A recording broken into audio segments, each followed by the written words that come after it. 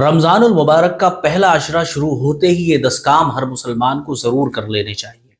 کیا ہے وہ کام، آئیے جاننے کی کوشش کرتے ہیں۔ السلام علیکم ورحمۃ اللہ وبرکاتہ۔ ناظرین اکرام، امید کرتا ہوں کہ آپ تمام ہی حضرات خیریت سے ہوں گے۔ ناظرین، میں ہوں محمد فیصل خان اور آپ دیکھ رہے ہیں آپ کا اپنا اسلامک یوٹیوب چینل علم اور وظائف۔ ناظرین، آج کی ویڈیو کے اندر ہم بات کرنے کے لیے جا رہے ہیں رمضان المبارک کے پہلے عشرے سے متعلق۔ جیسا کہ آپ کو معلوم ہے کہ رمضان المبارک کا بابرکت مہینہ شروع ہو چکا ہے۔ اب اس مہینے کے کچھ تقاضے ہوا کرتے ہیں، جس کا سب سے پہلا تقاضا روزہ ہوتا ہے، ٹھیک ہے۔ اب روزہ ہمیں کس طرح سے رکھنا چاہیے وہ انشاءاللہ میں کسی اور ویڈیو کے اندر آپ کو بتاؤں گا، لیکن آج کی ویڈیو کے اندر میں 10 ایسے کام آپ کی خدمت میں لے کر کے حاضر ہوا ہوں جو رمضان المبارک شروع ہوتے ہی یعنی پہلے عشرے کے اندر مسلمانوں کو کر لینے چاہیے، کیونکہ یہ وہ کام ہے جس سے آپ کی قسمت بدل سکتی ہے۔ کیا ہے وہ کام، آئیے ایک ایک کر کے میں آپ کی خدمت میں رکھتا ہوں۔ سب سے پہلے نمبر 1 پر آتا ہے سچی توبہ۔ جی ہاں، سچی توبہ رمضان المبارک کے پہلے عشرے میں ہی کر لینی چاہیے۔ رمضان شروع ہوتے ہی اپنے پرانے گناہوں پر دل سے توبہ کریں۔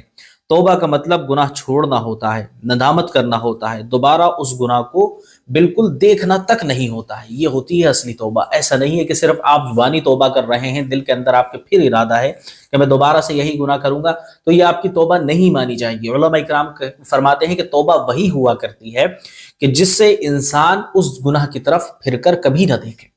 سمجھ رہے ہیں؟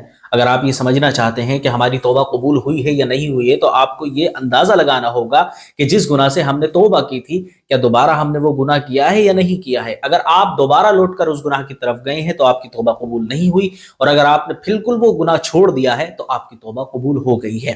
تو رمضان المبارک کے اندر شروع ہوتے ہی آپ کو یہ کام کر لینا ہے کہ سچی توبہ آپ کو ضرور کر لینی ہے۔ دوسرے نمبر پر آپ کو کیا کرنا ہے، نماز کی پابندی کرنی ہے۔ اگر پہلے نماز میں سستی تھی تو پہلے عشرے میں ہی پکی عادت بنا لیں۔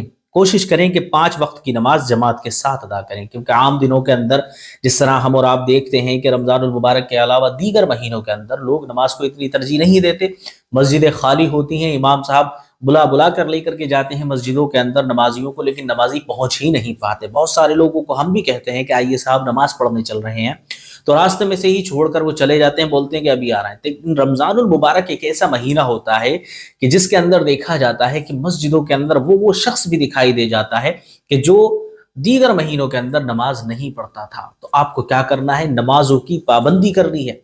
نماز اس طرح سے پڑھنی ہے کہ آپ کے دل کے اندر یہ شوق ہونا چاہیے کہ مجھے 5 وقت کی نماز باجماعت پڑھنی ہے۔ اور رمضان المبارک میں یہ گرا بھی نہیں لگتا، کیونکہ آپ کے تمام دوست و احباب، تمام یار دوست نمازوں کی پابندی کر رہے ہیں، ایک آپ ہی گھر کے اندر بیٹھے ہوئے ہیں، تو آپ کو گھر میں نہیں بیٹھنا ہے، کیونکہ یہ اللہ رب العزت کی رحمت والا عشرہ چل رہا ہے۔ پہلا عشرہ اللہ رب العزت کی رحمت کا عشرہ ہوتا ہے، تو ہمیں یہ چاہیے کہ جتنا ہو سکے ہم اللہ رب العزت کی رحمت کی بارشوں میں بھیگ جائیں، ہمیں منہ چھپا کر گھر کے اندر بیٹھنا نہیں ہے۔ تو دوسرا کام آپ کو یہ کرنا ہے کہ نمازوں کی پابندی کرنی ہے۔ نمبر 3، قرآن سے رشتہ جوڑنا چاہیے۔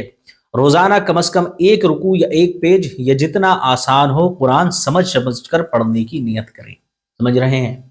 ایسا نہیں ہے کہ میں بتا رہا ہوں آپ کو کہ 1 رکوع یا 1 پیج پڑھیں تو 1 رکوع 1 پیج ہی پڑھنا شروع کر دیں۔ کم از کم آپ یہ سوچ لیں کہ رمضان المبارک مکمل ہوتے ہوتے آپ کا یہ قرآن عظیم مکمل ہو جانا چاہیے۔ اب رمضان المبارک سے قرآن سے تعلق جوڑنے کا مطلب صرف یہ نہیں ہوتا کہ آپ قرآن کی تلاوت کریں، جو کہ کرنا چاہیے آپ کو، لیکن بہت سارے لوگ ایسے بھی ہوں گے جن سے قرآن عظیم پڑھنا نہیں آتا، تو وہ کیا کریں؟ انہیں چاہیے کہ جو ابھی مسجدوں کے اندر آپ دیکھ رہے ہوں گے تراویح کی نماز چل رہی ہے، تو آپ کو نماز تراویح کے اندر مکمل قرآن عظیم سن لینا ہے۔ اور بہت سارے لوگ ایسے ہوتے ہیں جو کسی مصروفیات کے چلتے یا پھر ادھر ادھر سفر کرنے کے چلتے رمضان المبارک کے اندر تراویح کی نماز میں قرآن عظیم نہیں سن پاتے ہیں، تو انہیں کیا کرنا چاہیے، جو محلوں کی مسجدوں کے اندر شبینے چل رہے ہوتے ہیں، 3 دن کے اندر قرآن عظیم ختم کیا جاتا ہے، بہت ساری جگہوں پر 1 رات میں قرآن عظیم مکمل کیا جاتا ہے تراویح کی نماز میں، آپ کو وہ ضرور سن لینا ہے، کیونکہ رمضان المبارک کا مہینہ قرآن کا مہینہ ہے۔ علماء اکرام فرماتے ہیں کہ اس مہینے کے اندر بندے کو چاہیے کہ جتنا ہو سکے قرآن عظیم سے جڑنے کی کوشش کرے، اس سے اپنے رشتے کو مضبوط کرنے کی کوشش کرے، اور جو لوگ قرآن عظیم پڑھنا جانتے ہیں وہ کم از کم 1 قرآن عظیم مکمل ضرور کیا کریں۔ اس سے کیا ہوگا، آپ کے دل کے اندر ایمان تازہ ہوگا، اور آپ کو جو عام دنوں کے اندر دیکھا جاتا ہے کہ قرآن عظیم کا 1 حرف پڑھنے پر 10 نیکیاں ملا کرتی ہیں، تو علماء اکرام فرماتے ہیں کہ رمضان المبارک میں ہر काम का जो सवाब है वो 10 गुना बढ़ा दिया जाता है, और बहुत सारे मकामात पर बताते हैं कि 70 गुना बढ़ा दिया जाता है। तो आप अंदाजा कर सकते हैं कि आपको कितना ज्यादा सवाब कुरान अजीम पढ़ने की वजह से रमजान मुबारक में मिलने वाला है। इसलिए आपको कुरान अजीम से रिश्ते को मजबूत कर लेना चाहिए। नंबर 4, ज्यादा से ज्यादा दुआ करनी चाहिए। पहला अशरा रहमत का अशरा होता है, इसीलिए अपने घर वालों की, उम्मत मुस्लिमा की और मरहूमीन की मगफिरत की दुआ करें और अपने लिए रहमत को तलब करें।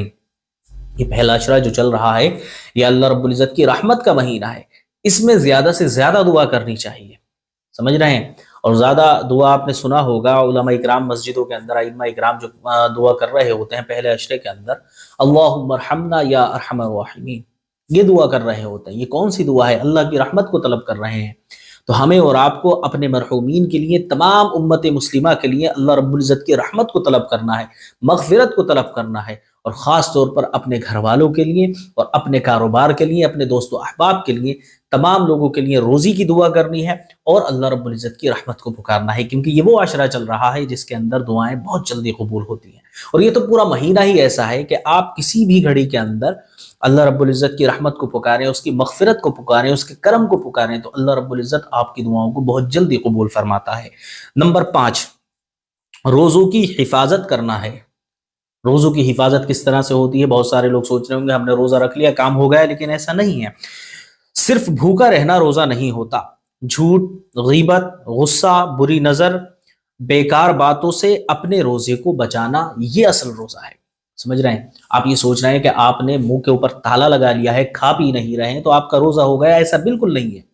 रोज़ा सिर्फ भूखे रहने का नाम नहीं है, रोज़ा आपकी पूरी बॉडी का होता है। उलमा इकराम फरमाते हैं कि रोज़ा आपके मुंह का होता है, आपके कानों का होता है, आपकी नाक का होता है, आपकी आंखों का होता है, जिस्म के हर हर हिस्से का रोज़ा हुआ करता है। तो आपको अपनी ज़ुबान को पाक रखना है गीबत से, चुगली से, झूठ से, अपने दिल को साफ रखना है बुग़्ज़ से, कीना से, हसद से, समझ रहे हैं। इसी तरह से आपको तमाम तरह की फजूलियात से अपने रोज़े को बचाना है, क्योंकि अगर आप अपने रोज़ों को बचा पाएंगे तो तभी आपके रोज़े आखिरत में आपके काम आएंगे। और अगर आपने अपने रोज़ों को बर्बाद कर दिया, रोज़े की हालत में भी आप गाने सुन रहे हैं, फजूल बातें कर रहे हैं, गालियां दे रहे हैं, एक दूसरे के ऊपर तंज कस रहे हैं, तो आपका रोज़ा किस काम का रह गया? इसीलिए आपको क्या करना है? अपने रोज़ों की हिफाजत करनी है। नंबर 6, सदका और खैरात करना चाहिए, चाहे थोड़ा हो, आपको ज़रूर करना चाहिए, ठीक है। अब सदक़े के अंदर आप क्या कर सकते हैं? पैसा आप सदका कर सकते हैं, खाना सदका कर सकते हैं, कपड़े सदका कर सकते हैं, या किसी की वैसे ही आप मदद कर सकते हैं। पहले अशरे का सदका रहमत को खींच लाता है, समझ रहे हैं। आप पहले अशरे से ही सदका देना शुरू कर दें। आप ये ना सोचें कि रमज़ान मुबारक की जब एंड हो जाएगी तो तब हम सदका और खैरात करेंगे, ऐसा नहीं है। आपका तमाम महीना जो है वो बरकत वाला और रहमत वाला गुजरेगा अगर आप पहले अशरे के ही अंदर रमज़ान मुबारक के सदका करना शुरू कर देंगे। देखें, अगर आप किसी की पैसे से मदद करते हैं तो उसके भी रमज़ान अच्छे गुजर जाएंगे। अगर कोई शख्स ज़रूरतमंद है और उसकी आप पैसों से हेल्प करते हैं तो उसके भी रमज़ान अच्छे गुजर जाएंगे। ऐसे ही अगर आप किसी की कपड़ों से मदद करते हैं तो वो भी अच्छे कपड़े पहनकर नमाज पढ़ पाएगा, इबादतों के अंदर उसको भी एक शौक़ आएगा, एक ज़ौक़ पैदा होगा। और अगर आप किसी की अनाज से मदद कर देते हैं, खाने से मदद कर देते हैं, तो अल्लाह रब्बुल इज़्ज़त खाना खिलाने वाले बंदों को इतना ज़्यादा पसंद फरमाता है कि आपने उलमा इकराम की ज़ुबानी पहले ही सुन रखा होगा। और उलमा इकराम फरमाते हैं कि पहले अशरे में किया गया सदका, यानी ये जो अशरा चल रहा है इसमें किया गया सदका अल्लाह की रहमत को खींच लाता है। नंबर 7, घर वालों के साथ अच्छा सलूक करें। रमज़ान सिर्फ इबादत का नहीं, अखलाक सुधारने का भी महीना है। अब आपके बीवी हो, बच्चे हों, माँ बाप हों, सबके साथ आपको नरमी इख्तियार करनी है। ऐसा नहीं है कि आपने रोज़ा रख रखा है और उसके बाद आप सोच रहे हैं कि साहब मेरा रोज़ा है, हर किसी से आप जल जल कर बात कर रहे हैं, मुंह बिगाड़ कर बात कर रहे हैं, अपनी बीवी को आप अच्छे से नहीं देख रहे हैं, अपने बच्चों के साथ आप अच्छे से सलूक नहीं कर रहे, वालिदैन को आप उल्टी सीधी ज़ुबानें चला रहे हैं। आपका अखलाक वही बदतमीज़ है जो 11 महीनों तक था।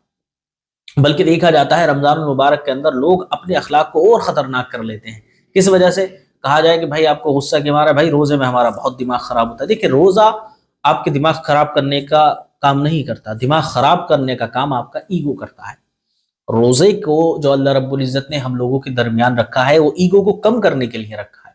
आपने अपना ईगो बढ़ा रखा है तो इससे आपका रोज़ा ख़राब होता है। इसीलिए आपको رمضان کے اندر روزے رکھنے کے ساتھ ساتھ اپنے اخلاق کو سدھارنے کی ضرورت ہے. اپنی بیوی کے ساتھ اچھا سلوک کریں، اپنے والدین کے ساتھ اچھا سلوک کریں، اپنے بچوں کے ساتھ اچھا سلوک کریں، کیونکہ یہی وہ سلوک ہیں جو آخرت میں آپ کے لیے کامیابی کا ذریعہ بن سکتا ہے. نمبر 8، ذکر الہی روزانہ کرنا ہے، یہ عادت بنا لیں. اب آپ کو ذکر الہی کس طرح سے کرنا ہے؟ سمجھ رہے ہیں؟ ذکر الہی کی آپ کو عادت بنا لینی ہے. آپ نماز پڑھ رہے ہیں، ذکر الہی ہو رہا ہے. آپ قرآن عظیم پڑھ رہے ہیں، ذکر الہی ہو رہا ہے.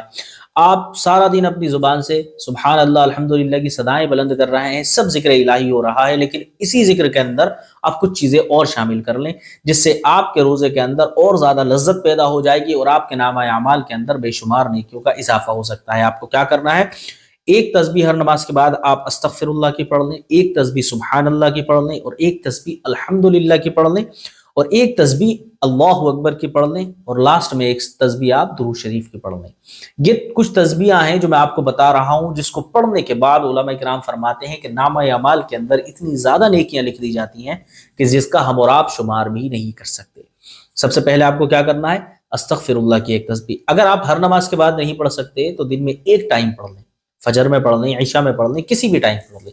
استغفر اللہ کی ایک تسبیح آپ کو پڑھنی ہے، سبحان اللہ کی ایک تسبیح آپ کو پڑھنی ہے، الحمدللہ کی ایک تسبیح آپ کو پڑھنی ہے، اور اللہ اکبر کی ایک تسبیح پڑھنی ہے، اور درود شریف کی. یہ 5 تسبیحیں آپ پڑھنے کی عادت بنا لیں، انشاءاللہ تبارک و تعالی آپ کے تمام مسائل حل ہونا شروع ہو جائیں گے. نمبر 9، بری عادت چھوڑنے کا فیصلہ کر لینا چاہیے. رمضان المبارک کے اندر انسان کو اپنی تمام بری عادتوں کو چھوڑنے کا پکا اور پختہ ارادہ کر لینا چاہیے، کیونکہ رمضان المبارک ایک ایسا موقع ہے جس کے چلتے آپ اپنی تمام بری عادتیں، غلط حرکتیں، غلط نشے بازی کے شوق، یہ سب چھوڑ سکتے ہیں. کیونکہ رمضان المبارک کے اندر آپ کا روزہ ہوتا ہے، اور روزہ رکھنے کے بعد آپ اپنی باڈی کے اوپر، اپنے مائنڈ کے اوپر، اپنے دل کے اوپر، اپنے نفس کے اوپر کافی حد تک کنٹرول کر لیتے ہیں. تو آپ کو کون کون سی عادتوں کو چھوڑ دینا ہے؟ سگریٹ آپ کو جو ہے یہ بھی چھوڑ دینا ہے. گندی ویڈیوز دیکھنے کی عادت آپ کی ہو، یہ بھی آپ کو چھوڑ دینی ہے. بے حیائی والی باتیں آپ کرتے ہیں، یہ بھی آپ کو چھوڑ دینا ہے. ٹائم ویسٹ کرتے ہیں آپ ادھر ادھر بیٹھ کر، یہ بھی آپ کو چھوڑ دینا ہے. پہلے عشرے کے ہی اندر ان تمام چیزوں کو چھوڑنے کا اسٹرانگ ڈیسیژن آپ لے لیں گے تو انشاءاللہ تبارک و تعالی آپ کے تمام رمضان المبارک کے روزے اچھے طریقے سے گزر جائیں گے. دیکھیں یہ جو چیزیں میں نے بتائی ہیں آپ کو، عام طور پر یہی دیکھا جاتا ہے. سارا دن مسلمان روزہ رکھ لیتا ہے، لیکن افطار کے فوراً بعد یعنی مغرب کی اور عشاء کی نماز کے درمیان ہی گٹکا کھا رہا ہوتا ہے اور سگریٹ پی رہا ہوتا ہے. ارے بھائی، تم وہی انسان ہو جس نے اللہ کی رضا کے لیے پورے دن کا روزہ رکھا تھا. آپ نے سحری کے وقت سے لے کر مغرب کے وقت تک کچھ نہیں کھایا. کس وجہ سے؟ صرف اللہ رب العزت کے ڈر اور خوف کی وجہ سے.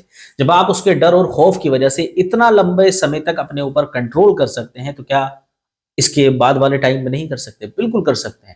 لیکن آپ اپنے ذہن کے اوپر، اپنے نفس کے اوپر کنٹرول کرنا نہیں چاہتے. اگر آپ کرنے کا اسٹرانگ ڈیسیژن لے لیں گے تو انشاءاللہ تبارک و تعالی اللہ رب العزت کا کرم آپ کی شامل حال ہو جائے گا، اور آپ ان تمام طرح کی بری عادتوں سے چھٹکارا پا سکتے ہیں. نمبر 10، پورے رمضان المبارک کا پلان بنا لیں. سمجھ رہے ہیں؟ پورے رمضان المبارک کا آپ کو ایک پلان بنا لینا ہے کہ کس طرح سے آپ کو رمضان المبارک گزارنے ہیں. کیا کرنا ہے آپ کو؟ قرآن کی تلاوت کتنی کرنی ہے آپ کو یہ پتا ہونا چاہیے کہ روزانہ آپ کو قرآن کتنا پڑھنا ہے. ٹھیک ہے. تراویح کا کیا پلان ہے یہ بھی آپ کو پہلے ہی سوچ لینا ہے کہ مجھے فلاں مسجد کے اندر جا کر اس جگہ پر کھڑے ہو کر تراویح کی نماز پڑھنی ہے. ٹھیک ہے.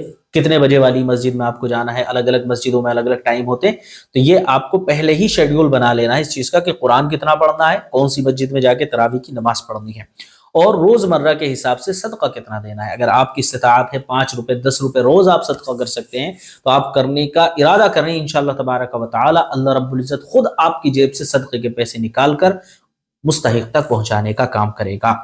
سمجھ رہے ہیں؟ اسی کے بعد آپ کو کون سی بری عادت چھوڑنی ہے یہ بھی آپ کو رمضان المبارک کے اندر شیڈیول کے اندر اپنے شامل کر لینی ہے. جو رمضان کا پلان پہلے عشرے میں بنا لیتے ہیں وہی کامیاب ہوتے ہیں. سمجھ رہے ہیں؟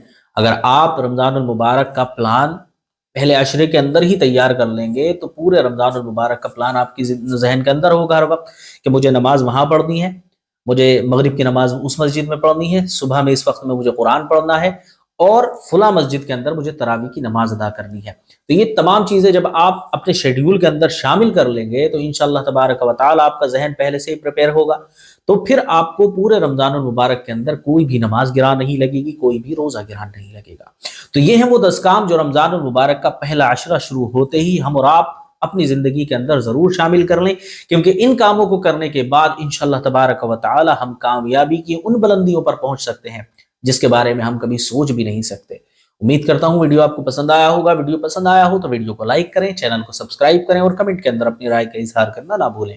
ملتا ہوں آپ سے اگلی ویڈیو میں، تب تک اپنا خیال رکھیے گا۔ السلام علیکم ورحمۃ اللہ وبرکاتہ۔